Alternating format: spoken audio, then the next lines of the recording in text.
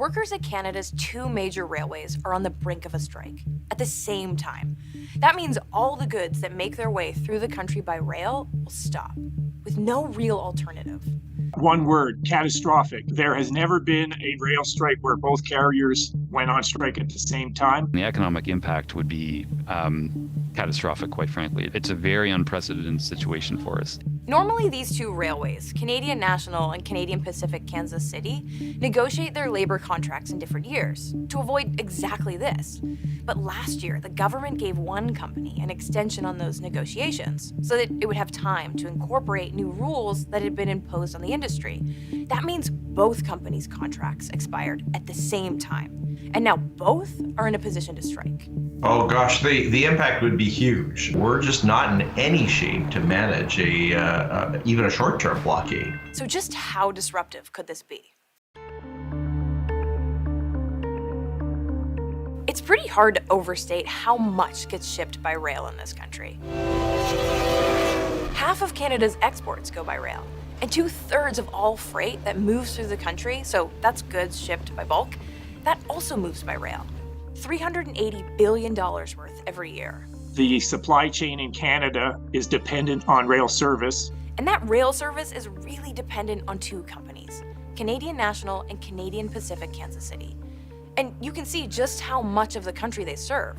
There are 43,000 kilometers of railway tracks in Canada. About 50% of those are CN, and 30% are CPKC. The other nearly 20% are passenger trains and local freight trains that, for the most part, operate within a province. If we had a different scenario, for instance, the grocery store goes on strike. So you don't go to Loblaws, you go to Longo's, you go to Sobeys, you go to whatever other grocery stores. This is a case where there are no others.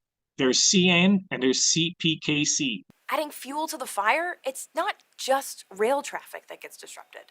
It's also ports, which are critical to the flow of goods, because most of what comes through ports gets shipped by rail. If there are no trains to put that stuff on, the ports get backed up too. Literally everything will just stop if the railways are not functioning. That's worth repeating. Literally everything.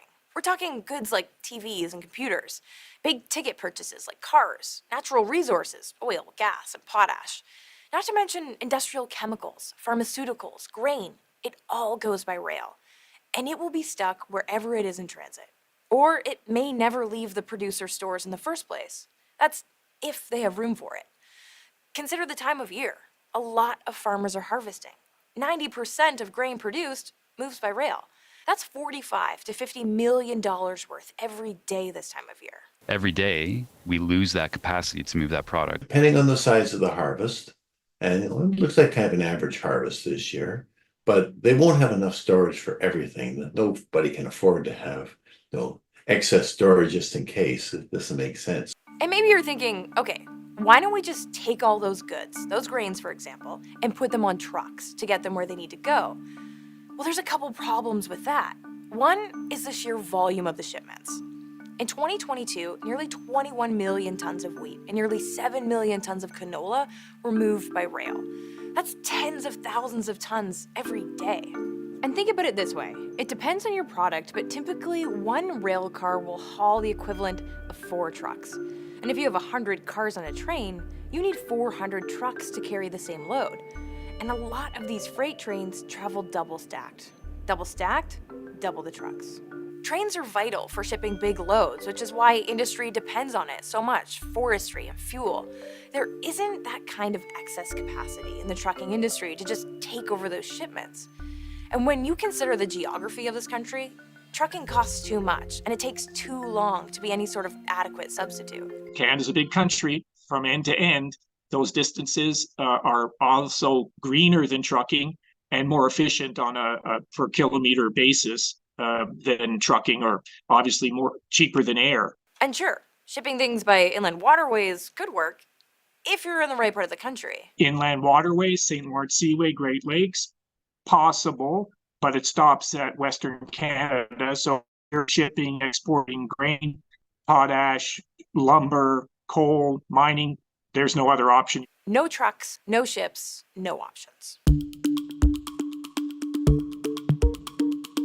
It's already a big problem because the railways in the US have blockaded any shipments into the Canadian railways. Now, this potential stoppage is still hours away, but the impact is already hitting hard, based solely on fears that a stoppage could happen. There's firms in Calgary that are already trying to move to the trucking industry to make up for the shortfall. But because supply chains are so delicate and so interwoven, every ripple reverberates down the line. And according to the analysts we spoke to, it doesn't take much for the ripples to trigger massive waves. This is going to be worse than COVID. Remember, during COVID, we had all kinds of supply chain issues, and this would be multiplied when we don't have either railway working. It's said that for every day the railway isn't operating, it takes a week for the supply chain to catch up. That's right, 1 day of stoppage equals 1 week of disruptions and delays. And the delayed shipments will just keep piling up. Freight just keeps coming. It's like a river. So if they're gone for 10 days, that would be 2.5 months of disruption. And that backlog is felt really quickly because most businesses don't keep huge amounts of products in storage. So if those shipments can't get to where they're going, soon enough, you've got a shortage. The whole economy is dependent on transportation, and we've moved more and more towards a just-in-time economy so that we don't have these large inventories and storages. Now, supply chains aside, there are some good reasons that some shipments have already hit pause, and it has to do with safety. Last week, railways stopped shipping some potentially dangerous materials. They can't wait till the last minute and then just pull the plug. There'd be trains all over the system. Because trains full of potentially dangerous chemicals stuck or stopped is extremely hazardous in these situations. So shipments for chemicals like ammonia and chlorine, they haven't moved in over a week. Not having those on hand for multiple industries can create problems fast because these chemicals are used in important everyday processes. Take chlorine. It's used to treat drinking water, which makes its way to most Canadians. Chlorine is a very hazardous chemical. There are many, many restrictions on its storage and on its transportation, all of which sums up to a very limited inventory, very tight supply, and the entire value chain has now been disrupted. We're on borrowed time. The train towards a public health crisis is picking up speed every day. But if this stoppage goes ahead, everything gets compounded for even more industries. Remember, that $1 billion a day touches almost everything and everyone. If producers can't get their products out of the factory, where does it go? If the storage is full, what happens to their production? If they stop production, what about the parts, the workers, the materials they bring in? These are the ripples that become waves that become tsunamis. You're going to have to decide to shut down production. If you shut the plant down, that means workers are going to be laid off. So there's an immediate impact. Even if the strike was only 1 day, to restart those factories sometimes takes weeks. The thousands of businesses that sell these products across the country, they're left with fewer products to sell. And if a shutdown goes on for long enough, those costs ultimately get priced in at the end of the supply chain. Any expense that a business has to incur ultimately finds its way into consumer pricing at some stage. Now look, we don't know what the next few hours will bring. All parties are still at the bargaining table. The government has said clearly it's not getting involved.